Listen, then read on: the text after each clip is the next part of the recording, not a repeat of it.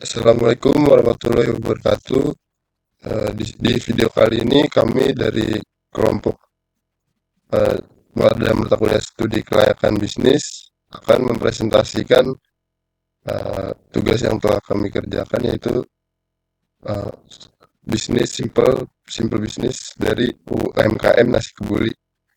Pada kelompok ini anggotanya berisi saya sendiri, Pasca Joakim Pais, lalu ada Iza Faraski Iksan, lalu ada Faiki Batullah. Yang pertama, pada latar belakang kami dalam mengambil materi ini, yaitu UMKM atau kesingkatan dari usaha mikro, kecil, dan menengah, memiliki peran yang sangat penting dalam perekonomian Indonesia. Tidak hanya sebagai penyedia lapangan kerja, tetapi juga sebagai penggerak sektor-sektor ekonomi lokal. Salah satu sektor UMKM yang harus berkembang adalah bisnis kuliner. Dalam konteks ini, Amuzen hadir sebagai sebuah usaha yang menyajikan nasi mandi dan nasi kebuli dengan cita rasa otentik Timur Tengah. Dengan lokasi strategis di area pemukiman komplek dan sasaran pasar yang terdiri dari pekerja kantoran, keluarga, dan pelajar, Amuzen diharapkan dapat menjadi pilihan kuliner yang terjangkau namun berkualitas. Di slide selanjutnya ada tujuan studi kelayakan. Poin pertama yaitu mengidentifikasi potensi pasar bagi usaha kuliner Amuzen. Yang poin kedua yaitu menganalisis aspek teknis, manajerial, keuangan, hukum, dan lingkungan untuk menilai kelayakan operasional usaha. Dan poin terakhir, memberikan rekomendasi terkait pengembangan dan perbaikan yang diperlukan untuk meningkatkan keberlanjutan dan daya saing usaha Amuzen. Next. Lalu ada target pasar. Target pasar yang pertama dalam usaha kami ini yaitu pekerja kantoran. Nah, dalam artian kelompok ini membutuhkan makanan yang cepat, praktis, dan bergizi untuk makan siang. Unggulan nasi kebuli dan nasi mandi sebagai makanan khas Timur Tengah dapat menjadi pilihan menarik bagi mereka yang mencari variasi dalam makan siang. Target pasar yang kedua yaitu adalah pelajar. Kelompok pelajar ini cenderung mencari makanan yang lezat dan terjangkau. Pelajar lebih cenderung memilih menu yang praktis dan harga yang sesuai dengan anggaran mereka. Lalu target pasar yang terakhir yaitu keluarga. Bagi keluarga, makanan yang cocok untuk disantap bersama dengan porsi yang memadai dan harga yang terjangkau menjadi faktor penting. Amuzen menawarkan berbagai menu yang dapat dinikmati bersama, seperti paket nasi mandi. Next. Nah, lalu analisis kompetitor. Dari segi analisis kompetitornya, di sekitar lokasi terdapat beberapa kompetitor lokal yang menjual makanan seperti nasi goreng, soto, dan makanan tradisional lainnya. Namun, Amuzen memiliki keunggulan dalam hal rasa otentik dan kualitas bahan baku. Keunggulan lainnya adalah harga yang relatif terjangkau, serta layanan pesan antar yang memberikan kenyamanan bagi pelanggan yang tidak dapat datang langsung. Lalu kita lanjut ke aspek teknis. Pada aspek teknis, poin pertama ada lokasi usaha.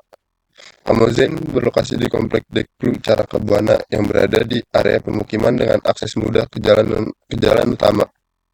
Lokasi ini sangat strategis karena banyak orang yang tinggal atau bekerja di sekitar kawasan tersebut yang memberikan potensi pasar yang cukup besar.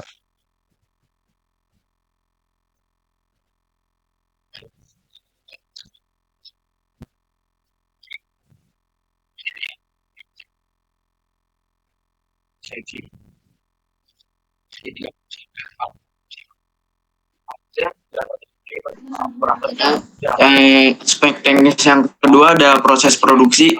Proses produksi di Amuzen didesain untuk menjaga kualitas rasa dan efisiensi. dengan kapasitas produksi 30-50 porsi per hari. Amozen dapat memenuhi permintaan pelanggan dalam waktu yang wajar. Menu utama yang ditawarkan mencakup nasi mandi dengan variasi ayam, daging ayam, dan kambing, serta pilihan paket hemat dan tambahan menu pendukung. Lalu aspek teknis yang ketiga ada menu dan harga. Menu utama Amozen meliputi nasi mandi mulai dari 15.000 hingga 45.000. Lalu ada paket hemat untuk pelanggan yang ingin menikmati hidangan lengkap dengan harga lebih terjangkau. Yang ketiga ada minuman, dari es teh manis hingga kopi Arab yang khas. Lalu ada sistem operasional. Yang pertama ada pemilik usaha.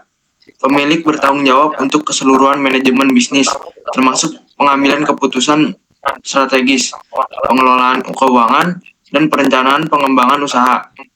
Pemilik juga memantau kinerja tim dan memastikan bahwa semua proses operasional berjalan sesuai dengan standar yang telah ditetapkan. Sistem operasional yang kedua ada koki utama. Koki utama bertanggung jawab atas persiapan dan penyajian makanan, khususnya menu andalan seperti nasi kebuli dan nasi mandi. Lalu memastikan cita rasa tetap konsisten dan autentik sehingga dengan karakteristik masakan Timur Tengah. Ketiga, mengelola persediaan bahan baku dan memeriksa kualitas bahan sebelum digunakan. Lalu sistem operasional yang ketiga ada asisten dapur, membantu koki utama dalam tugas-tugas dapur seperti memotong bahan, mencuci peralatan masak, dan menjaga kebersihan area dapur. Lalu bertugas mendukung kelancaran proses produksi makanan untuk memenuhi pesanan dalam waktu yang ditentukan. Lalu ada aspek manajemen. Manajemen usaha Amozen terdiri dari pemilik usaha yang berfungsi sebagai pengambil keputusan utama dan pengelola keuangan. Koki utama yang bertugas memastikan kualitas rasa makanan, asisten dapur yang mendukung pengoperasional dapur, serta kurir lokal yang bertanggung jawab atas pengiriman pesanan. Lalu ada aspek keuangan. Yang pertama ada modal awal. Amozen memulai bisnisnya dengan modal awal sebesar 25 juta yang dialokasikan ke berbagai kebutuhan sebagai berikut. Yang pertama, peralatan dapur, 8 juta. Modal ini digunakan untuk membeli peralatan utama seperti kompor, panci besar, pisau, dan peralatan lainnya yang mendukung produksi makanan. Lalu ada bahan baku awal, 5 juta. Dana ini dipakai untuk membeli bahan baku utama seperti beras basmati, daging kambing, ayam, rempah-rempah khas Timur Tengah, dan bahan pendukung lainnya. Lalu ada branding dan promosi, 3 juta. Digunakan untuk membuat logo, desain menu, promosi melalui sosial media, atau mungkin pemasangan spanduk di sekitar lokasi usaha. Lalu ada biaya operasional bulan pertama, 9 juta.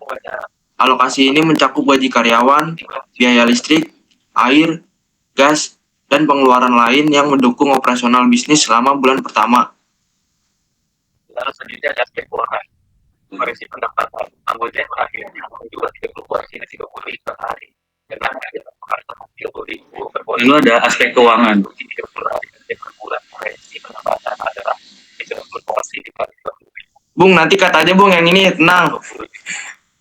Yang lu mau baca lewat mana? Ya ini. Berarti gue yang kecilin volume dulu.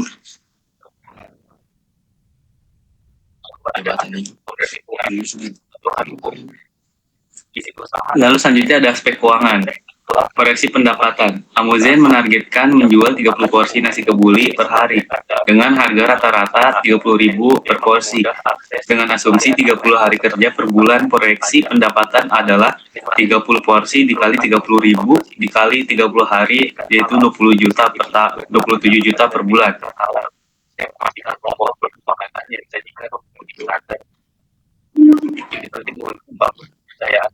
Lalu ada aspek hukum dan lingkungan. Kepatuhan hukum. Izin usaha NIB Amozen telah memiliki nomor induk berusaha yang merupakan dokumen resmi sebagai tanda pendaftaran usaha. NIB mempermudah akses ke layanan legal seperti perbankan, pajak, dan pengajuan izin lain yang diperlukan untuk operasi bisnis. Sertifikat halal. Bisnis ini juga telah mendapatkan sertifikat halal yang memastikan bahwa produk makanan yang disajikan memenuhi standar kehalalan. Ini penting untuk membangun kepercayaan pelanggan, terutama di pasar yang mayoritas muslim. Lalu ada kepedulian lingkungan. Penggunaan kemasan biodegradable. Amozen menggunakan kemasan yang ramah lingkungan dan dapat terurai secara alami. Hal ini menunjukkan komitmen bisnis terhadap keberlanjutan lingkungan, sekaligus menjawab tuntutan konsumen yang semakin peduli terhadap isu lingkungan. Pengemasan biodegradable dapat mencakup bahan seperti kertas, kardus, bioplastik yang mudah terurai dibandingkan plastik konvensional, sehingga mengurangi dampak sampah terhadap ekosistem. Lalu ada kesimpulan. Berdasarkan analis yang dilakukan, UMKM Amozen memiliki potensi untuk berkembang dengan baik. Dengan konsep yang unik, harga terjangkau, dan lokasi strategis, bisnis ini dapat menarik berbagai segmen pasar. Namun, untuk memastikan keberlangsungan usaha, penting bagi Amozen untuk terus melakukan evaluasi terhadap strategi operasional dan pemasaran. Wassalamualaikum warahmatullahi Rekomendasi: wabarakatuh. penguatan branding, meningkatkan pemasaran digital dan promosi lokal agar lebih dikenal oleh masyarakat. Lalu varian menu, menambahkan pilihan menu agar pelanggan tetap tertarik dan tidak bosan. Lalu optimalkan layanan pesan antar, perluas layanan pengiriman untuk menjangkau pelanggan yang lebih luas. Kemudian efisiensi operasional, mengelola biaya operasional secara lebih efisien untuk meningkatkan margin keuntungan. Terima kasih.